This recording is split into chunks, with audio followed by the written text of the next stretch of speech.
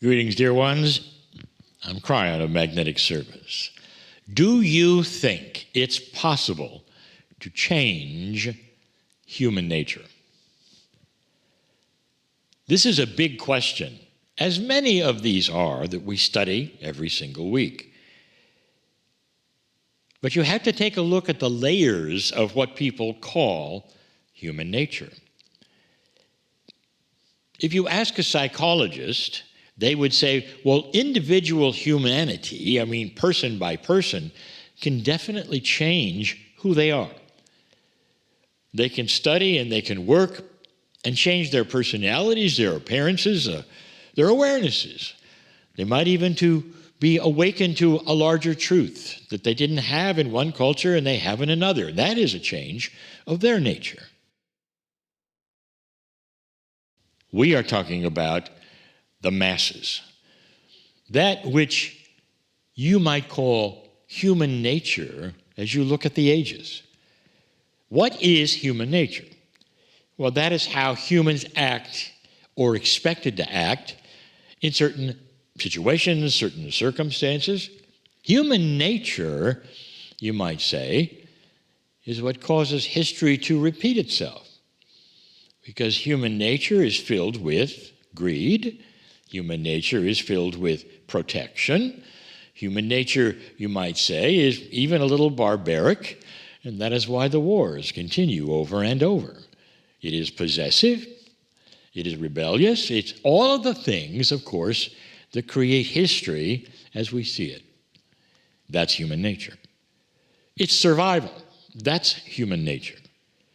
The question really is not, can an individual awaken and change who they are? You know they can. We have taught that now for many, many years, 3 decades, of how you can change you and how you can awaken to be a softer you instead of the harder you that perhaps you are trained in. That's not what we speak of. What if the planet had the opportunity to change its nature, human nature? Is that something that is possible? Well, then the question would be, if you could, and if you did, would it continue? Or the next time you are born, would you then inherit the old human nature? These are the layers we speak of. The very systems of reincarnation, of the closeness of the soul, of the veil, of the wall that is between you and the other side, all of that, dear ones, has started to change. Now, this is very controversial to those who feel that God's systems never change. We have said this before, and you need to hear it. You may be right. If you are one of those who said, God is the same yesterday, today, and forever, don't change the rules, we will say to you, you are correct, except that you miss the point. We're not talking about the changes of a system that God is doing. We're changing the system that men and women are doing. So it is the relationship, you might say, between the Creator and you, which sets the consciousness level, the starting place for human nature. So we are asking the question, can humans or humanity make the kind of difference that would last and stay? Now, the systems that are changing that we discussed and have done on this very program, on these very channels, is the ones that say that if a human being or groups of human beings or even the earth itself started to change its relationship to the Creator, then that would change human nature. But those systems have already begun. We've given you channels that ask, is the veil starting to lift? Now, that is not something that the Creator has done or God has done. That's something humans have done. Therefore, you might say that even though God is the same yesterday, today, and forever, the relationship humans have is changing. And do you think that might have something to do with a change of human nature? And then even if it did, why would it last? Why would you then come back and have that attribute? Now you get into information that we have given you many times about this shift you're in and the prophecy of the future that requires you understand that there is a change in the very system of reincarnation because of you. As you start to move into a different consciousness, dear ones, in a channel I gave recently, I told you that dimensionality will also shift. And what that means is that a higher consciousness in a human being starts to then change the reality of the dimension that you feel is real. Yes, it does. But Kryon, that would mean that some people are walking around in another dimension and the earth has one dimension and may have others in another. How does that work? Can they see each other or not see each other? This is where I get into the same thing I've said before. Dear ones, you think you understand physics, you don't. You think that dimensionality is either A, B, or C, or 1 or 2 or 5 or 6, and it isn't. You had masters walking this earth. Beautiful ones. Did you see that their human nature was different?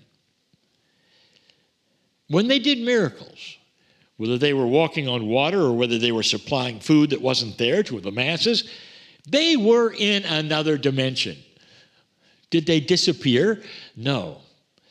What happened instead is you felt the dimensionality of their love, of their compassion, of their caring, of their kindness. That is a change in dimensionality. It's not what your movies show you. It's not what the physicists think they know about dimensionality. A higher consciousness moves into a higher dimensionality, and you can feel it, and you can see it. And many are doing that very thing. When that happens to you in this incarnation, dear ones, while you're on the planet, listen carefully. When that starts to happen, when an awakening starts to happen, it affects your very soul. And when your life is over and you take your last breath, dear ones, and the system, when you go back and you start to work with coming back, you are going to carry that with you. You're not starting over. That is the change of dimensionality that you set up when that happens here. I have said before, so many of you, when you come back, will not have to relearn anything. You will not have to restart. You will not have to work with the same issues, the same problems. You come back educated, you might say, in souldom. You come back educated in how the earth works in a compassionate level, and you keep going from where you stopped. I've told you this. Maybe you needed to hear that yet again. So now, I ask again, maybe in a different way. How many of you would have to have this happen on this planet so that when you came back, indeed, you continue with a higher consciousness, and that means, yes, you've changed your human nature. For the rest of your lifetimes, you've changed it. How many of you would have to have that happen to you for this earth to start to change? And the answer is not many.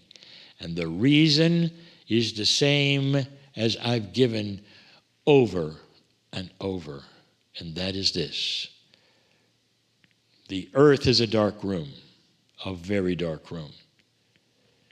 If you awaken to a brighter light, a higher consciousness, you're lighting a match in that dark room. Or perhaps you're starting to feel like a lighthouse in a dark place. What takes place at that point in time is that more can see. And when more can see, even if they don't know your name or what you've done, they start also to awakening to a brighter light. So you might say that this kind of awakening might even be contagious, like laughter is contagious, like joy is contagious. This is a slow change in the human nature of the planet. This may not seem to be relative, but I will say it to you again. You have a star family. You really do. And someday you'll know that.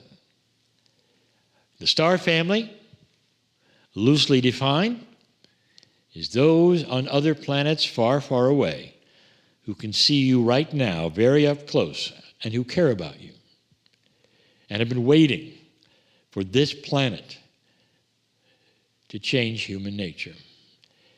Because should they show up now and identify themselves, there would be those who would still want to destroy them. This is human nature, old human nature, the barbaric nature of the planet as it has been in the past, that it starts to change even now.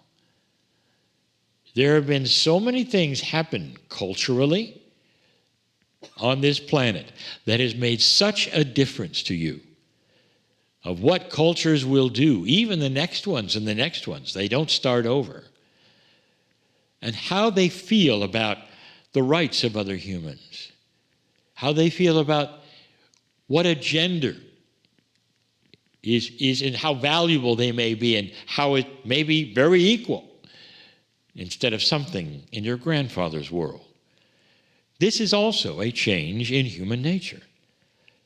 The answer to this big question that we have given you is human nature can and will change, and dear ones, when it changes enough, you'll meet the star family. That's what they are waiting for, a change in you. I want you to understand what a light worker does. Doesn't just walk around the earth and make a difference for themselves and their friends. Do you know what the crystalline grid is all about? Has anyone ever told you? It's a grid that remembers human action, emotions. It's that grid that so many sensitives are able to feel when they perhaps go into a battlefield. It's not marked on any map, and they'll know it was a battlefield because of the things that had happened there. That's the crystalline grid. It's all over the earth. What happens when you start to awaken, light worker? And I will tell you, it affects the crystalline grid. Light affects the crystalline grid. Compassion, love, all of those things are remembered and seen. It changes the quotient of the vibration of the planet. That's what you do, not just for yourself. You don't awaken just for yourself. You awaken as a collective in this field that surrounds all of you, that affects the crystalline grid as well. All of these things together are starting to push this planet toward a very significant change in human nature. Now you know. It's obvious, isn't it? Yes, there are some groups that are changing and there are some that are not, and you know that. You also know that there's going to be time needed for all of this. But you also know that you are in the shift. When we started this month, I gave you a channeling about this shift, about how long you have left in this shift, because there is a time limit of what might happen even after it. And all of those things, dear ones, fit in to the change of human nature. It's good news I give you. It is indeed possible for humanity on this planet to be different in the future than it ever was in centuries of time. It is changing. Light is coming and winning. And so it is. If you enjoyed this channeling, you might also enjoy the weekly program It Came From, Wednesdays with Kryon, a heartfelt 90-minute program with more of what you've just experienced. Why not join us?